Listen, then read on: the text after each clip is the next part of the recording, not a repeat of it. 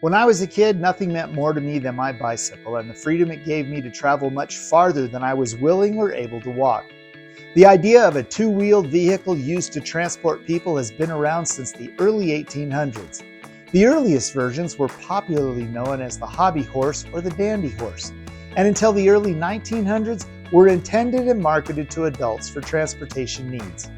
In the early 1900s, bicycles began to lose their popularity among adults, particularly in the United States, so manufacturers started to advertise them to a new audience, children. Let's learn about the history of the bicycle and its place in the scouting movement and the BSA in this edition of Artifact of the Week.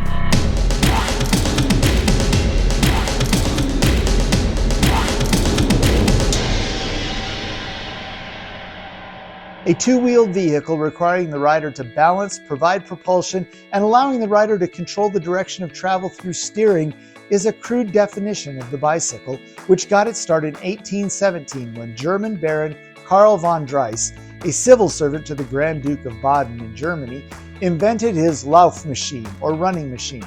It is believed that Drais was looking for an alternative to horses following an 1815 crop failure that decimated the horse population of Europe. On his first reported ride from Mannheim on June 12, 1817, he covered 8 miles in less than an hour. Drais patented his design, which was also called the Dreisine, in 1818, and it was constructed almost entirely of wood. The Dreisine weighed 48 pounds, had brass bushings within the wheel bearings, iron-shod wheels, and a rear wheel brake. Now, these two-wheeled vehicles were commercially produced in Germany, France, and on a limited scale in North America. In late 1818, an English cartwright, Dennis Johnson, announced that he would be producing an improved model of Drais's design, which he patented as the velocipede. His improved design was still made of wood, but had a more elegant serpentine shape, which allowed for the use of larger wheels without raising the height of the seat. Due to Johnson's marketing prowess and better patent protection, his velocipede became the rage of London society. Unfortunately, its popularity fell off quickly as accidents and injuries increased, resulting in cities banning their use and fining violators for riding these vehicles. Over the next 30 years, they were dominated by 3- and 4-wheeled vehicles that were built off of the earlier Dreisine and velocipede concepts, but suffered from high weight and high rolling resistance limitations.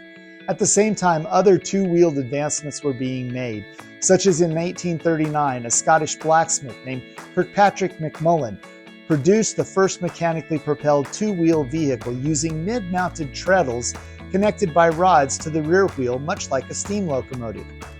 Then in 1853, a Bavarian named Philip Moritz Fischer designed and built the first two-wheeled pedal crank vehicle, but he did not make his invention public. By the way, Fischer's original vehicle is on display at a museum in Schweinfurt. In the 1860s, the French coined the term bicycle and designed and manufactured the first widespread and commercially successful bicycle design. The initial bicycle was developed around 1863, and the design was by a Frenchman, Pierre Lallemand. It was more simple than Macmillan's 1839 design, and it used rotary cranks attached to the front wheel and a piece of iron over the top of the frame to act as a spring supporting the seat. Outside of these additions, it looked identical to Johnson's velocipede. In 1866, after emigrating to the United States, Lallemand received the first and only U.S. patent for a pedal bicycle based on this design. While pedaling made it easier for riders to propel the machine at speed, it was difficult to pedal the wheel that was also used for steering.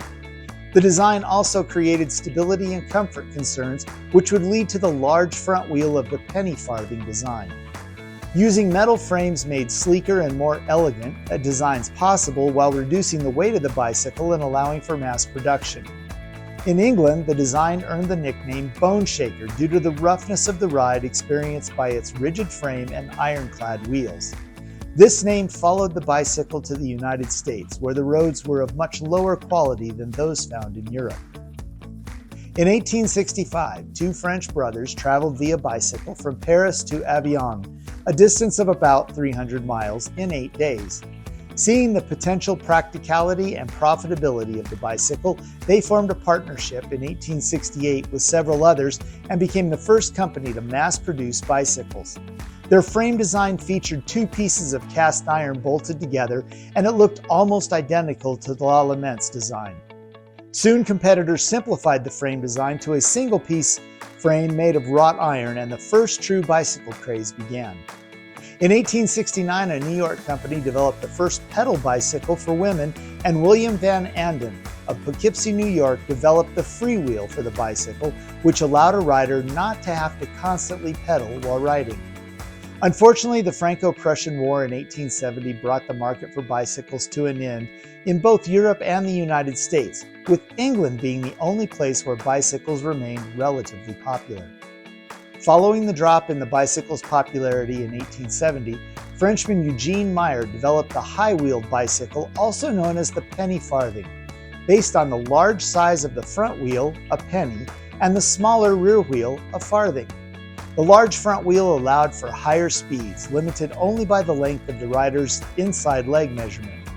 Meyer also invented the wire-spoke tension wheel and produced a classic high bicycle design well into the 1880s. Englishman James Starley added the tangential spokes and the mounting step to his famous bicycle, Ariel. Hollow section steel frames, solid rubber tires, and ball bearings became standard, reducing the weight and making the ride much smoother. While these high bicycles were fast, they were equally unsafe, as a rider could easily be tossed over the handlebars and injured or even killed. Taking a header was not all that uncommon, and many times the rider's legs would be trapped by the handlebars, trapping him in the crash. High bikes were more popular with adventurous young men, and the women's fashions of the day made these bicycles completely unavailable to women. In 1878, Bostonian Albert Augustus Pope gained control of nearly all of the applicable U.S. patents related to bicycles, starting with Lalemant's 1866 patent. Pope also introduced mechanization and mass production, which were later copied and adopted by Ford and General Motors. He introduced vertical integration to the industry, which also was later copied and adopted by Ford. He aggressively advertised his bicycles and promoted the Good Roads movement, which had the side benefit of acting as advertising and improved sales by providing more places to ride. In addition, bicycle makers adopted the concept of annual model changes, which proved very successful. The 1880s saw the development of what was called the safety bicycle. While the high bicycle had a reputation for being unsafe and the domain of young men, the new safety bicycle design made the bicycle an everyday transportation mode for everyone. John Kemp Starley, James Starley's nephew, produced the first successful safety bicycle in 1885. Starley's design featured equally sized wheels and a chain drive to the rear wheel. Because Starley never patented his design, the safety bicycle design was widely copied and replaced the high bicycle completely by 1890. The new safety bicycle design, coupled with John Dunlap's reinvention of the pneumatic bicycle tire in 1888, made all of the earlier frame modifications used to improve ride comfort obsolete, and in 1889, Isaac R. Johnson patented a design for a folding bicycle that featured a diamond pattern frame we still see in bicycle designs today. In addition to the safety bike design that became popular in the 1890s, we also saw the Roadster design, which featured a step-through frame to accommodate the dresses and skirts of ladies that wanted to ride a bicycle. These designs also featured skirt guards to prevent skirts and dresses from becoming entangled in the rear wheel and the spokes, as well as the chain. At the start of the 20th century, the popularity of bicycles, while it remained high in Europe, began to drop among adults in the United States, and bicycle manufacturers turned to the youth of the nation as a new market for their products. By the 1920s, automobiles replaced bicycles as the preferred mode of transportation in the U.S., and by 1940, most bicycles were being manufactured for children. In Europe, cycling's popularity actually increased and remained an adult activity, with bicycle racing, commuting, and cyclotouring remaining popular activities. Bicycle technology continued to develop to meet the needs of riders with the development and improvement of technology like derailleurs, gearing, and brakes. So how did bicycles make their presence known in the scouting movement? Baden Powell was a strong advocate of the bicycle as a military tool. He saw the value it brought to efficiently and effectively move troops and materials around the battlefield. Despite resistance from cavalry officers, the British Army established and used a cycle corps during the Boer War and the Siege of Mafeking. In addition to moving troops and supplies, bicycles also played a vital role in the Mafeking postal and messenger service. Based on his experiences with bicycles at Mafeking, BP also saw how bicycles were ideal for boys to use in his scheme for scouting, which he was developing upon his return from Mafeking. Not only did they provide instant mobility, healthy exercise, and road sense, but riders could also develop mechanical skills by keeping their bicycles roadworthy. As you can see in this illustration from Scouting for Boys, bicycles were invaluable to the scout movement, and every scout became proficient in cycling. One of the earliest merit badges brought to the BSA from the British Scout Association was the Cycling Merit Badge. Amongst its requirements, a scout was required to own and maintain his own bicycle. He was required to make himself and his bicycle available for public service, and should the scout either not be able to maintain his bicycle or was unable to or unwilling to use his bicycle for public service, he would have to return his merit badge to his scoutmaster.